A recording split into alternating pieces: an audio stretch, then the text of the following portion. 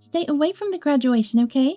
If a dull woman like you shows up, you'll be the laughingstock of everyone. It's my moment to shine. Don't you dare come. I felt dizzy at Renly's words about becoming the laughingstock of everyone.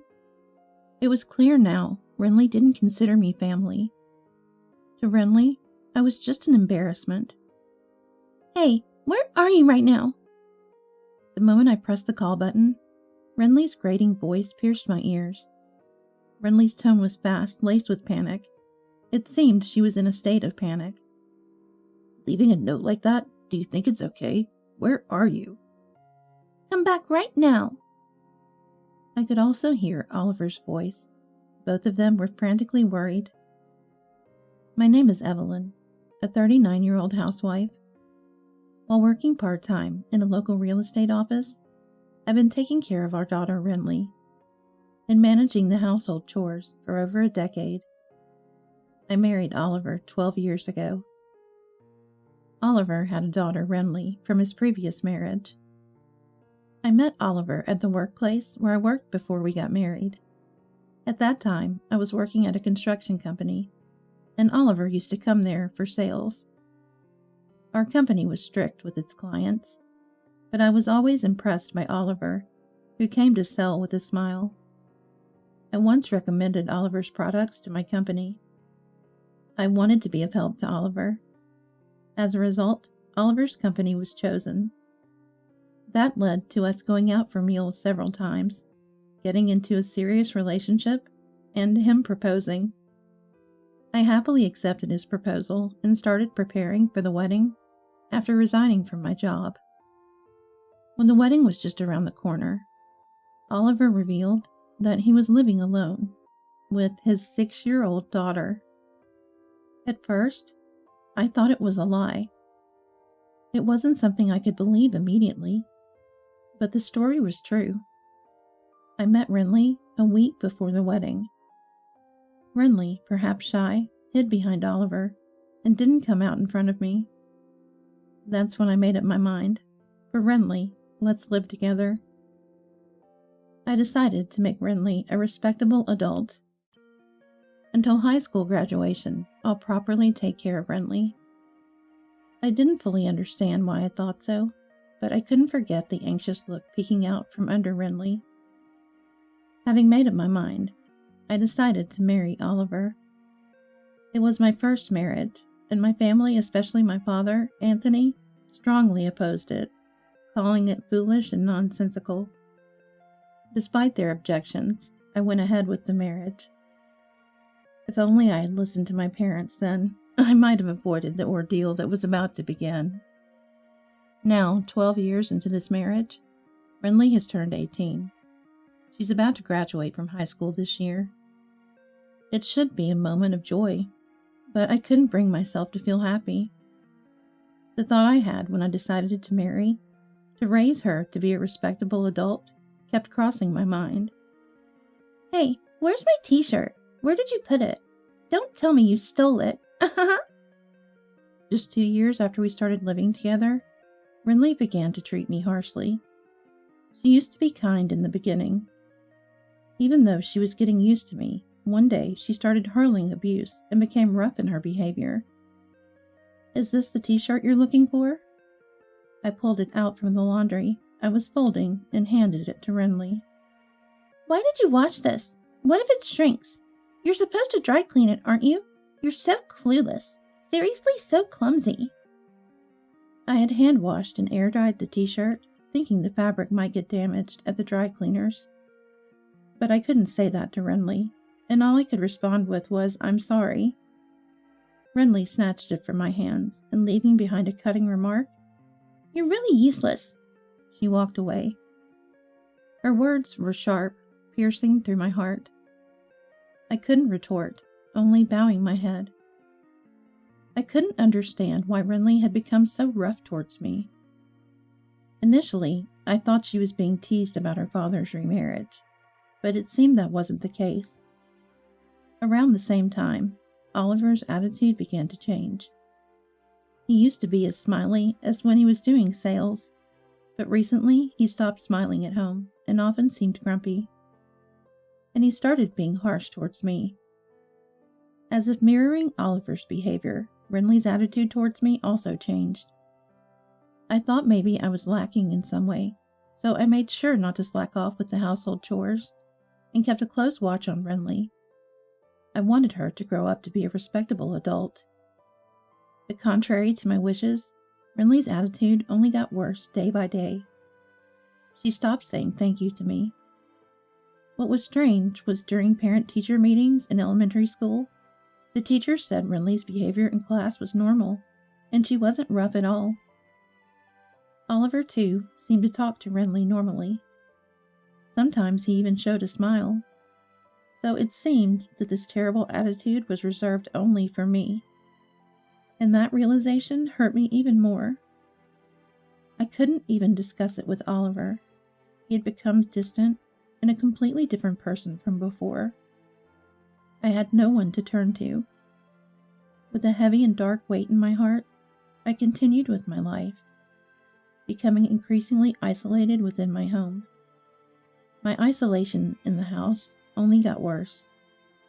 After middle school, Renly stopped sharing anything about school with me, and Oliver was the only one attending all the events. I would find out about sports days and cultural festivals from the neighbors. Oliver and Renly seemed to be getting along well, often going out together. I, too, wanted to be treated as family by Oliver and Renly. I had always hoped we would live together happily. But the reality that this wish would never be fulfilled was unbearably painful.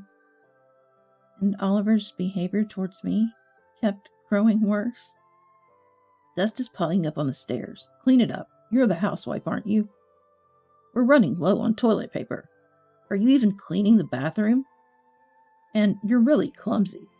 I would often receive such remarks from Oliver. Initially, when we got married, he shared household chores. Oliver, who had been living with Renly, used to do housework. He was initially happy that we could share the household chores, but now I was the one doing all the work. Even though Oliver used to say it was absurd for the housewife to do all the chores. Though Renly was an easy child, it somehow worked against me, making me feel inadequate and depressed. When I tried discussing it with Oliver, he would dismiss it, saying, "You're not trying hard enough." It was always somehow my fault. So the more I tried to discuss it with Oliver, the heavier the gloom in my heart became. He would nitpick on my household mishaps, nagging and blaming me. You can't even clean properly. Haven't you learned anything after all these years? Do you lack the ability to learn? Oliver would look down on me with disdain. All I could do was apologize. I'm sorry. I'll try harder. Please forgive me. Oliver would sigh exaggeratedly, as if it was all too much. Trying hard doesn't mean you can do it.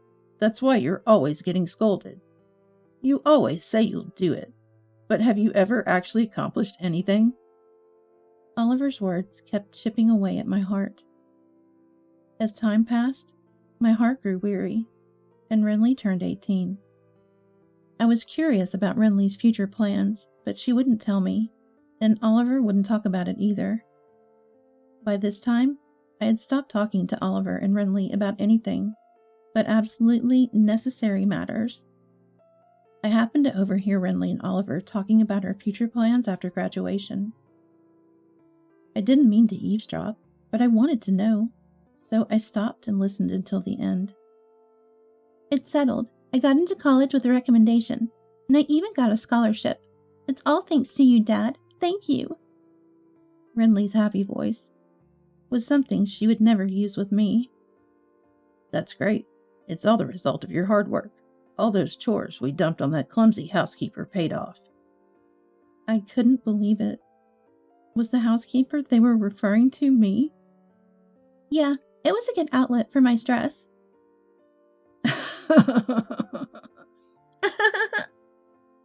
Their scornful laughter reached my ears. I quietly left the spot and locked myself in the bathroom. It was the only place I could be alone. Crouched in the bathroom, I held my head and let the tears flow.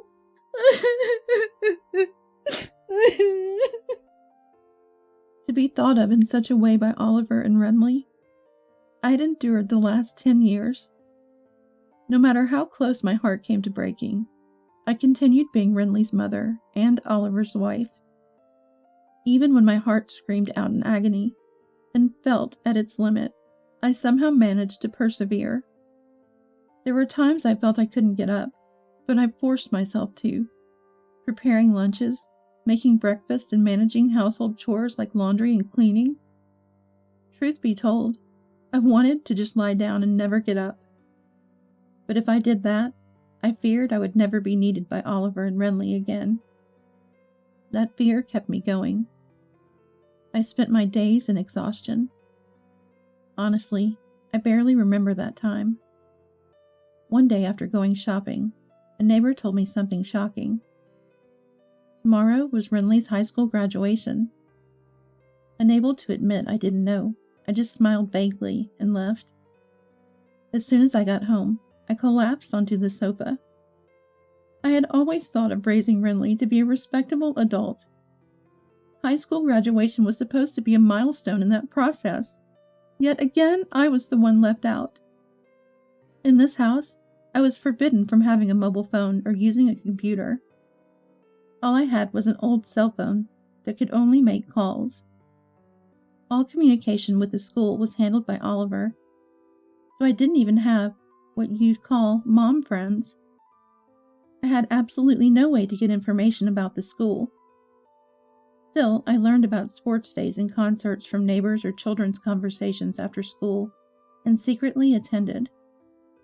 I wanted to properly attend the high school graduation and celebrate Renly's transition into adulthood.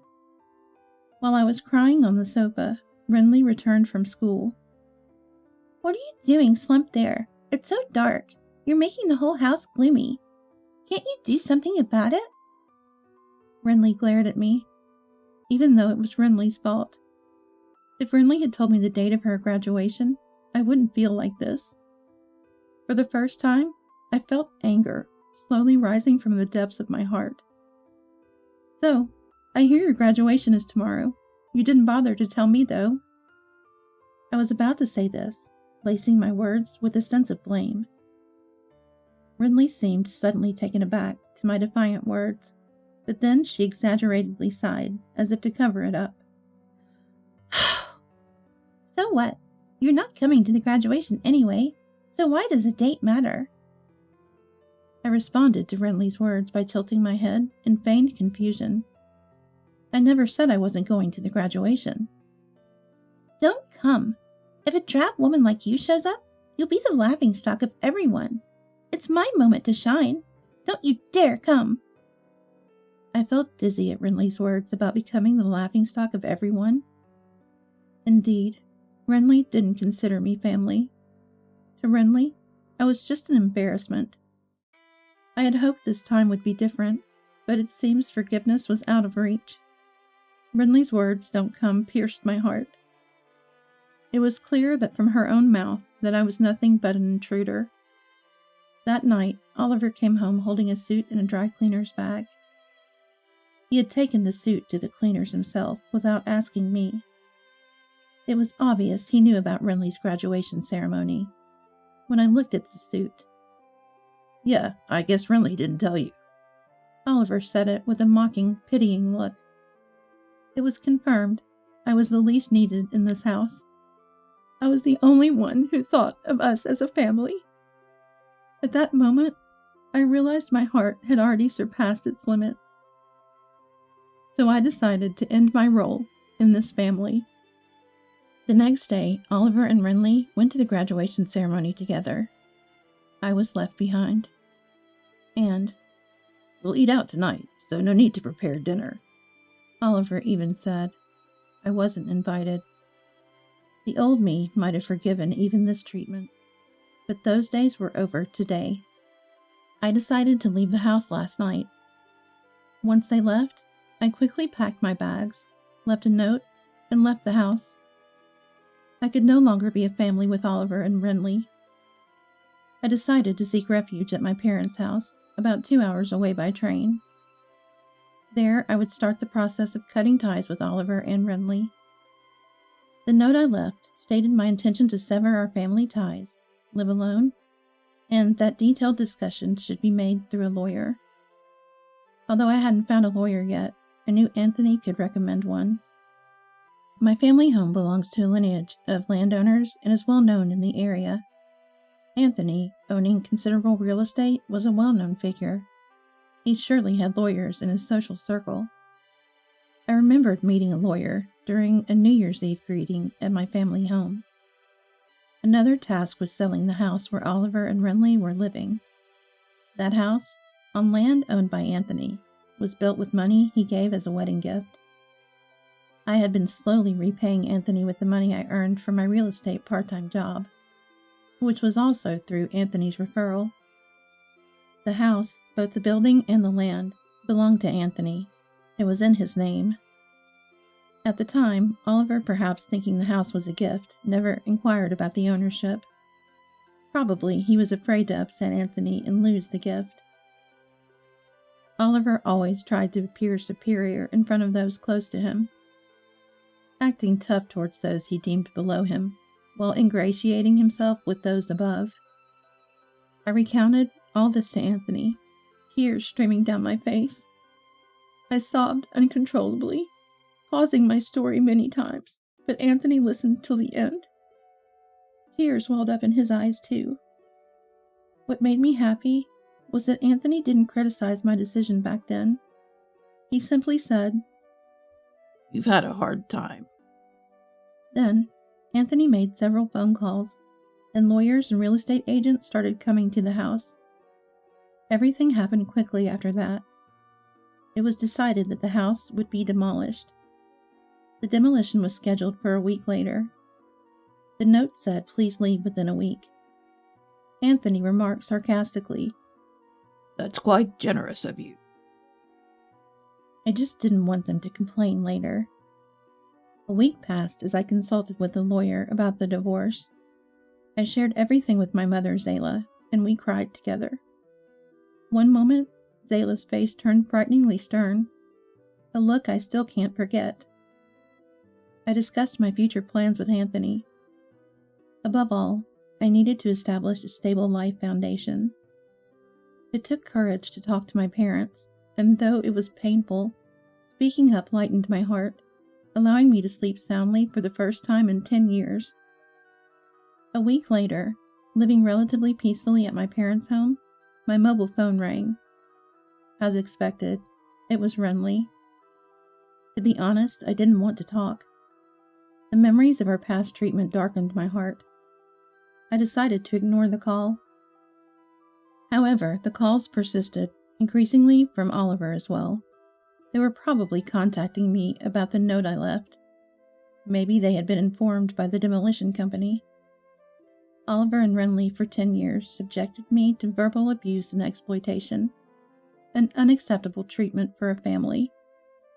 The thought of dealing with them again made me shudder. But I couldn't continue like this. I needed to settle the past properly to move forward. Plus, running away without facing them wouldn't give me closure. After enduring their appalling treatment, it was time for Oliver and Renly to get their due. I braced myself and answered the phone. "Hey, where are you right now?" As soon as I pressed the talk button, Renly's irritating voice pierced my ears. Her tone was rapid, clearly panicked. "Leaving such a ridiculous note. You think you'll get away with this? Where are you?" "Come back right now." Oliver's voice was also audible. Both were in a frenzy. I imagined Renly returning from the graduation ceremony, returning to find that their stress relief servant had vanished, and a note demanding divorce and evacuation of the house. Anyone would panic, especially on the day of her graduation. I couldn't help but let out a smile at Renly's desperation. Who is this?"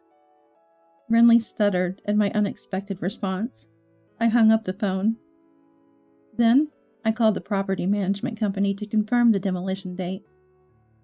It was scheduled for tomorrow as planned, and Oliver had been informed. I requested the demolition be posted by a day and asked them to inform Oliver about the delay. A day of grace was given. Oliver would probably come here. That's when I would deliver my retribution to Oliver and Renly. Despite dozens of calls from them, I ignored them all. The next day around noon, I heard the entrance doorbell ring and the sound of knocking. Ding dong! It must be Oliver and Renly. They probably wanted to come earlier, but bad connections could make the journey immensely long. They seemed breathless, undoubtedly in a hurry. I had arranged with Anthony and Zayla to stay in a separate room, so it appeared I was the only one at home. I led Oliver and Renly to the living room. Oliver entered timidly. He was always uncomfortable around my father, Anthony. Anthony, a well-known and respected figure in town, certainly had a presence. To Oliver, he was someone superior. Renly, on the other hand, wasn't intimidated. She seemed determined to overpower me and take me back. Renly lounged in the living room chair, crossing her legs. She silently gestured for me to sit opposite her while crossing her arms. I leisurely prepared coffee, taking my time before sitting across from her. Renly, seeming impatient, addressed me. "What's the meaning of this?" Oliver, sitting beside her, placed my note on the table. I stared at Renly silently without reacting. Renly averted her eyes, trying to dispel the awkwardness with a laugh. "What was that? Who is this? Yesterday? Your acting was pretty bad." I continued to silently gaze at Renly. She squirmed under my stare, continuing uncomfortably.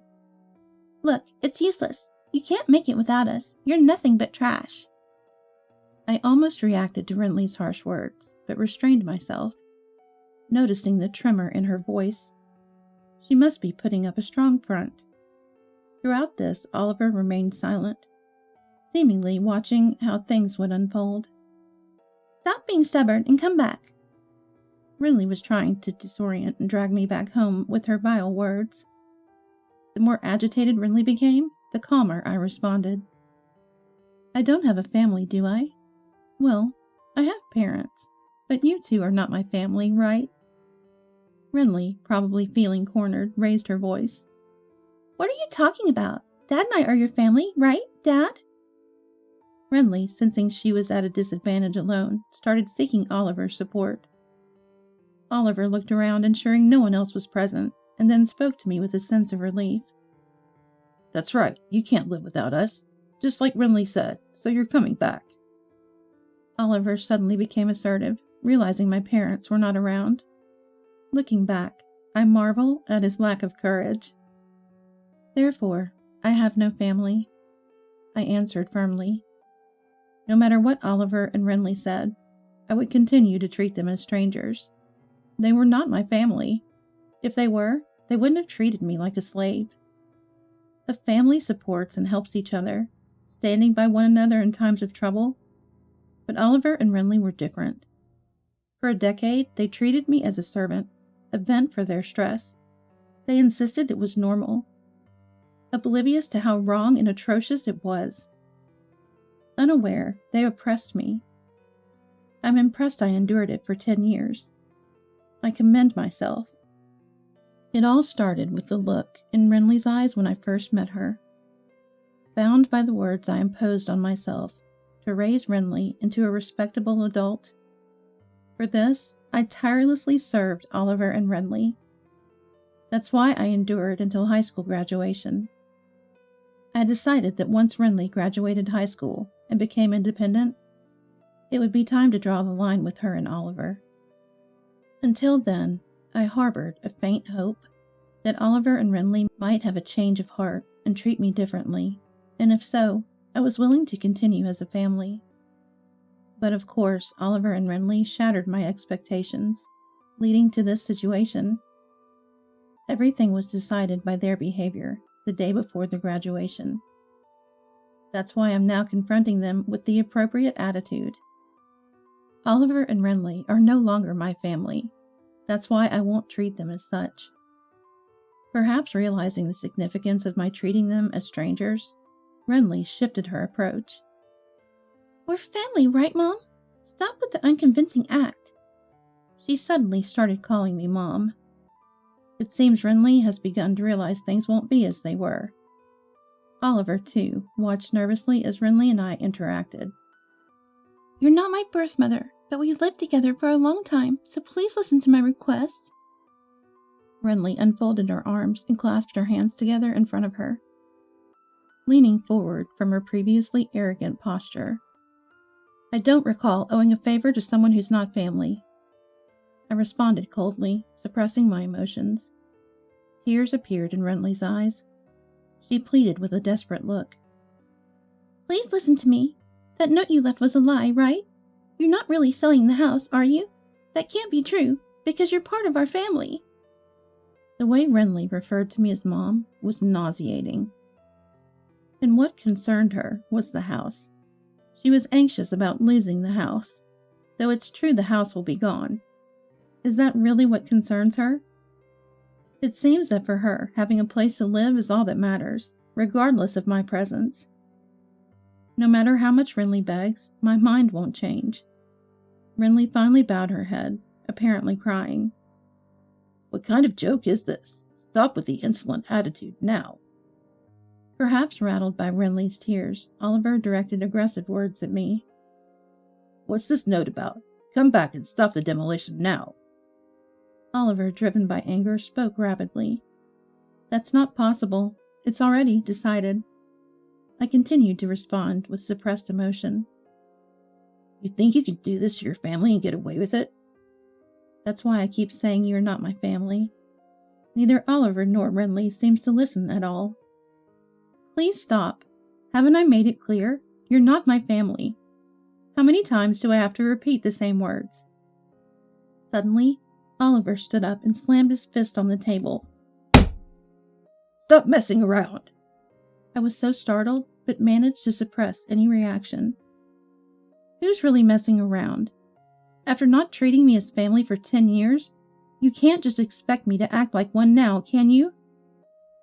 I spoke more sharply than intended. Anger was welling up inside me. It wasn't visible in my actions, but the rage from deep within was threatening to erupt. I couldn't tolerate Oliver and Renly's selfish actions. They trampled on my decade of hellish suffering and my efforts to overcome it. I had tried to become a family with Oliver and Renly, but they rejected it, mocked it, and exploited it. They will never understand how lonely and painful it was to be ostracized. Despite my repeated wishes to be treated as family, my hopes were never realized. It took me 10 years to give up. Despite my continued efforts to build a relationship with Renly as her mother, it all led to this result. A self-deprecating smile crossed my face. And seeing my dry smile, Oliver and Renly stared at me in shock. Oliver seemed to lose his strength and slumped into his chair. These two, instead of understanding my feelings, tried to use me until the very end. No matter how much I cared for Oliver and Renly, they never cared for me. Even though I valued them, they never valued me.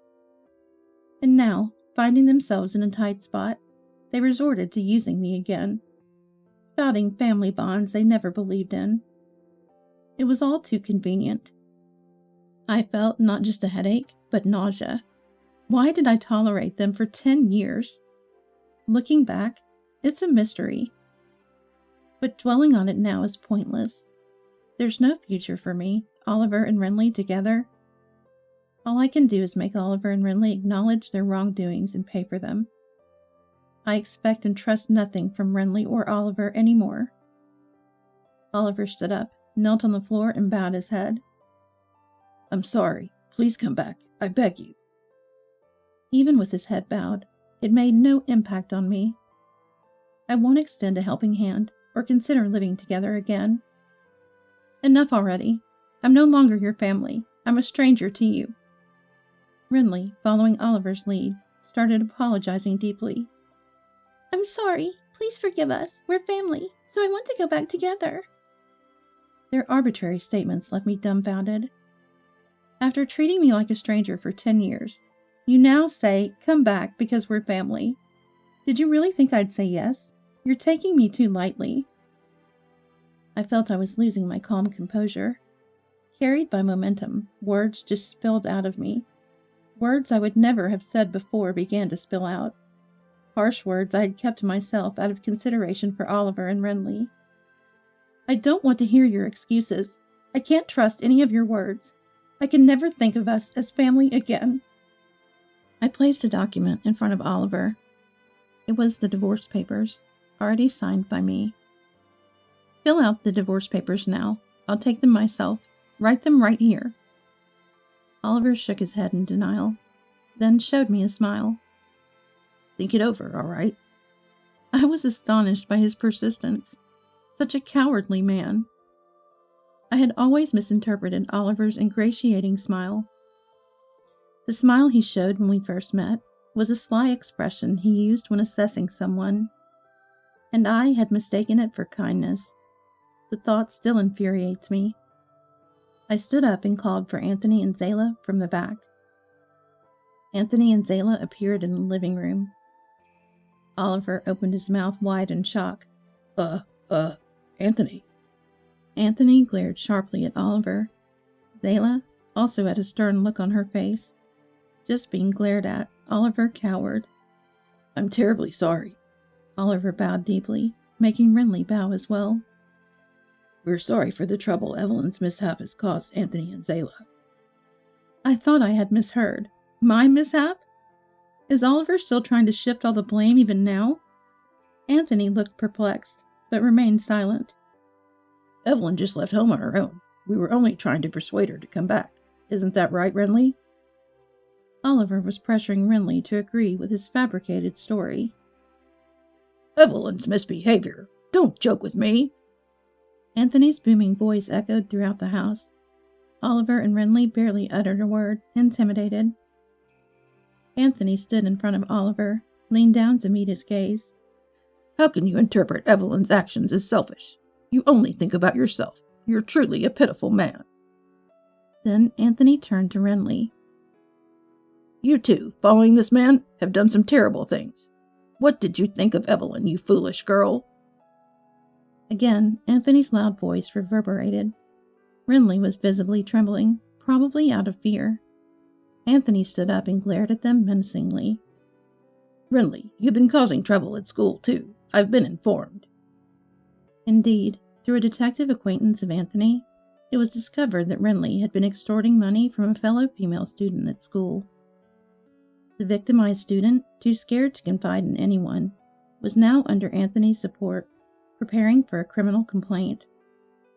Renly, who looked down on me, was doing the same at school. Renly exclaimed, Lies, and widened her eyes. Did that person rat on me? It seemed I was witnessing Renly's true nature. Absolutely no remorse. She's only thinking about getting out of this situation. And you, Oliver, you've been embezzling company funds. This was also uncovered by the detective's investigation. Oliver had been fabricating business trips. I had hired the detective to bolster my divorce case, but they unearthed some shocking facts about the two. Why? How could you know that? Was it that person? Oliver reacted just like Renly. No remorse, too stubborn. Punishment from me alone won't suffice. They must face societal repercussions too. Zayla then spoke up. Well, this conversation is over. Please sign the divorce papers and leave this house as soon as possible. Oliver, while shedding tears, muttered, I don't want to, but seemed to resign himself after Anthony forced a pen into his hand. He sat down and signed the divorce papers. I glanced at the clock. It was almost 7 p.m. The last train was at 7:30 p.m. Missing it meant no trains until the next morning. In a small town like this, there are no taxis. If Oliver and Renly miss the last train, they won't make it in time for the demolition tomorrow. They probably didn't pack anything, thinking they could persuade me. as I was pondering whether to inform them. Renly suddenly adopted a defiant attitude and said something unbelievable. "But you initiated this divorce. Dad, you should get alimony from the divorce court." Had Renly become defiant after being exposed? Anthony and Zayla looked shocked. "It's impossible. What you've done is essentially domestic violence, a crime." Renly, momentarily taken aback, but still defiant. "Prove it then," she retorted. I placed a journal on the table. "This is the diary I started writing since I got married." Renly glared at me with disdain. "How could you have any proof without a mobile phone or computer?" "You seem unaware that a diary can be significant evidence. Evidence isn't limited to videos, audio, or photos." Renly was visibly stunned. "That's right. Even the lawyers acknowledged it. This diary is substantial evidence." Oliver and Renly seemed resigned, their heads drooping. I exaggeratedly checked my watch. "The last train is left. You won't be able to return home today." Zayla also looked at Oliver and Renly with a composed face.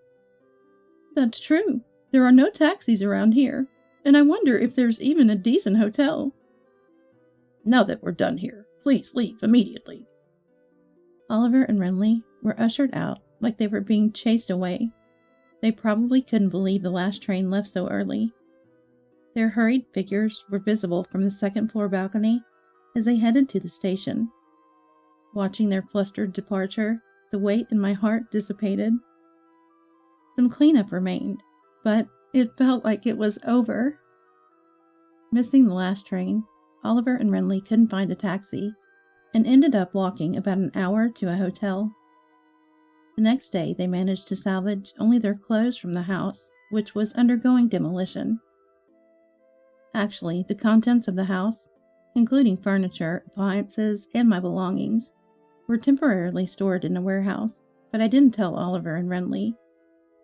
Later, the lawyer informed me that the divorce was finalized, including the settlement for compensation from the divorce court. Oliver was reluctant to pay, but pressure was applied to his company, and he agreed to the payment. Based on the detective's report, Oliver was fired for embezzlement. Renly, involved in a police case, was expelled from high school, let alone going to university. Jobless Oliver could only rent an old, cramped apartment far from the station. There he lived with Renly, who had dropped out of high school. Renly shifted all the blame to Oliver, and they constantly fought, as the detective reported. Having quit my part-time job at the real estate, I was contemplating my next move. When Anthony suggested I help with the family business and employed me in his resort property management company.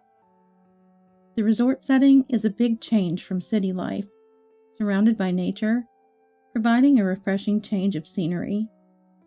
I also started keeping a dog, so I don't feel lonely living alone. For now, this dog is all the family I need. I'm planning to live leisurely, just me and my dog.